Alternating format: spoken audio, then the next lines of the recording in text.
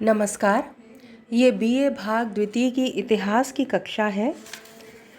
कल हमने बात की थी सल्तनत काल की वास्तुकला की। हम बात कर रहे थे भारत में मुस्लिम साम्राज्य की स्थापना के साथ ही हमें भारतीय और इस्लामिक तत्वों का मिश्रण देखने को वास्तुकला में भी मिलता है और इसलिए इसको इंडो इस्लामिक या भारतीय मुस्लिम वास्तुकला विद्वानों द्वारा कहा गया। हमने बात की थी कि मुस्लिम वास्तु में कुछ मुख्य तत्व हमें देखने को मिलते हैं। वह है मस्जिद, मीनार, मकबरा, मेहराब। इन चारों की हमने बात की थी। आइए आगे की बात करें। अब हम सल्तनत काल की प्रमुख इमारतों की बात कर लेते हैं। हम जानते हैं 1192 में मोहम्मद गौरी और पृथ्वीराज चौहान के मध्य तराई का द्वितीय युद्ध हुआ था, जिसमें पृथ्वीराज चौहान की हार हो जाती है। कुछ समय बाद उसकी मृत्यु भी हो जाती है और दिल्ली में गुलाम वंश की स्थापना हो जाती है। गुलाम वंश की पहली प्रमुख इमारत थी कुतुब मीनार, जिसके बारे में हमने कल भी बात की थी। कुतुब मीनार 1199 में कुतुबुद्दीन ऐबक ने बनवाना शुरू किया। इसकी 4 मंजिल बनाई गई, लेकिन बाद में फ़िरोज़ तुगलक के समय बिजली गिर जाने के कारण एक मंजिल ध्वस्त हो जाती है और फ़िरोज़ तुगलक न केवल चौथी मंजिल फिर से बनवा देता है बल्कि एक मंजिल इसमें और जोड़ देता है, तो ये 5 मंजिल की हो गई। तो इसकी जो लंबाई थी वो और भी ज़्यादा बढ़ जाती है। ये हमने बात की थी। ये जो इमारत है, ये जो मीनार है, इसकी योजना गोलाकार है। आधार पे तो इसका व्यास 46 फुट है, लेकिन ऊपर पहुंचते पहुंचते शीर्ष पर इसकी गोलाई मात्र 10 फुट ही रह जाती है। इसके प्रत्येक खंड की बनावट अलग तरह की है। कुतुब मीनार भारत में इस्लाम की शक्ति एवं प्रतिष्ठा का प्रतिनिधि स्मारक है।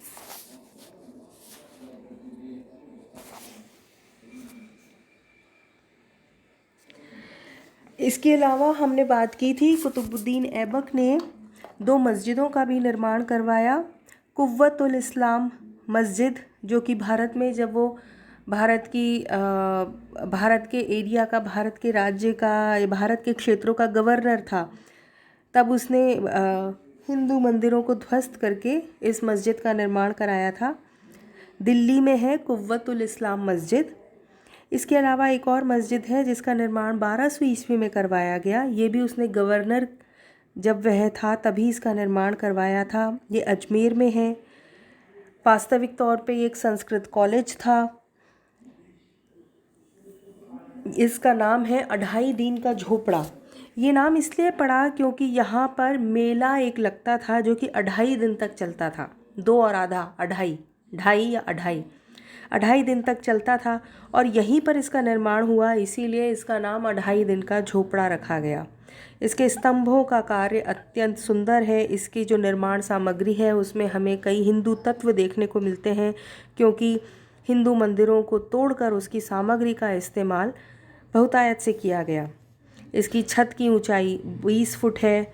पर्सी ब्राउन कहते हैं कि इस मस्जिद का निर्माण लगभग 1200 ईस्वी में आरंभ हुआ था और 1235 तक बनकर ये तैयार हो गई थी।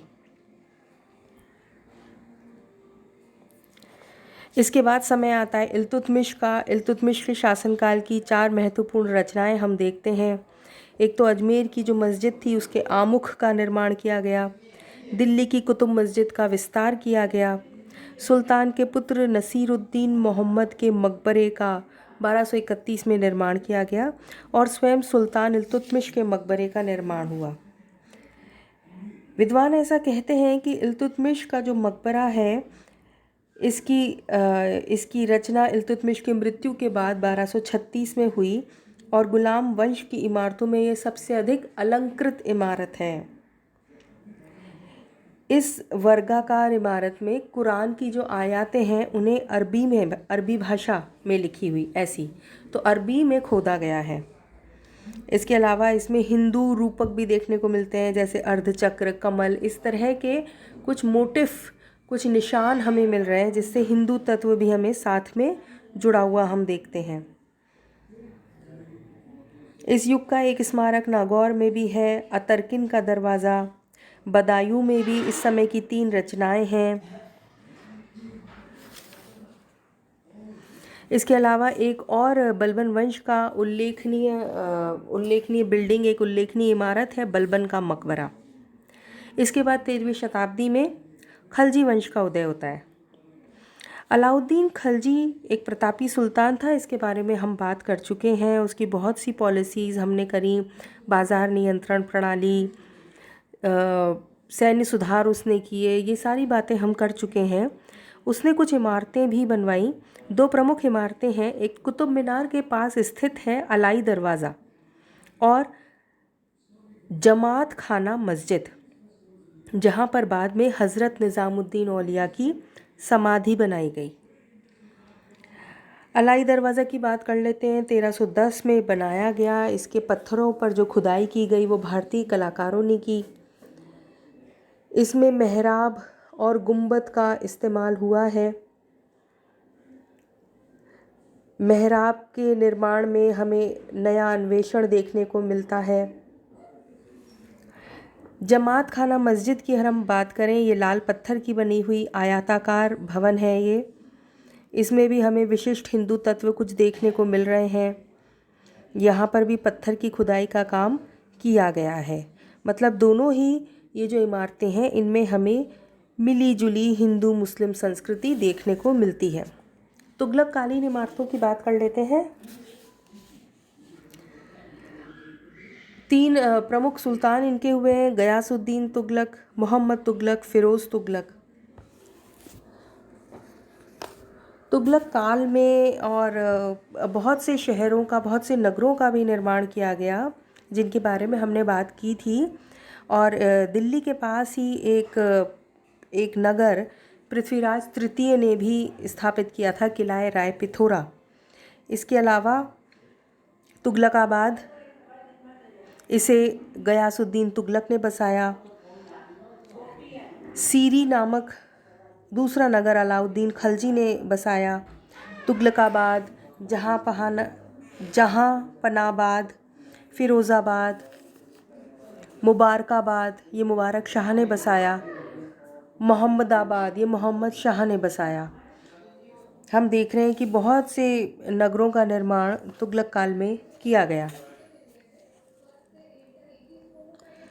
गयासुद्दीन तुगलक जो इस वंश का संस्थापक था, उसका मकबरा तुगलकाबाद में ही स्थित है। इसका निर्माण 1325 में हुआ।